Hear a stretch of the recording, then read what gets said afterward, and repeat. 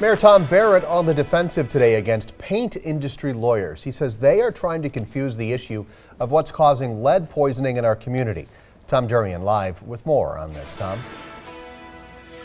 Yeah, Steve, the mayor talked about the two districts with the most levels of lead in the city, the 14th and the 15th, basically on either side of us right here. And he says the numbers are going to show that the culprit is likely paint, not water.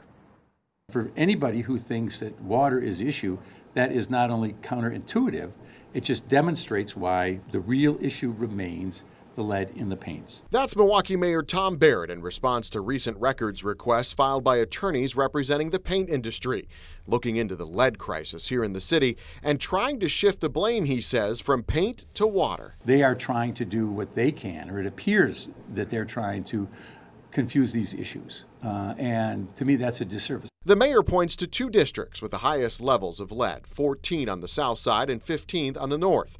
The 14th district has the most lead service lines in the city at approximately 10,000. 6.9% of the children tested there had elevated levels of lead in their blood. In the 15th district, where there are 7,500 lead service lines, the number of children affected is much higher at 27.4%.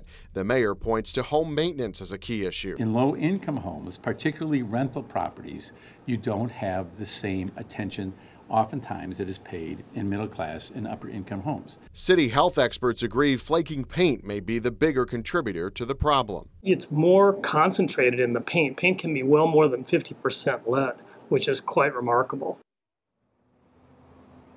Now, according to the city, there are still 72,000 lead lateral lines remaining in the city and 130,000 homes with lead paint inside. Health experts recommend, by the way, that your children be tested at least 3 times before they are 3 years old for any lead exposure. Reporting live in Milwaukee, Tom Durian, today's TMJ4.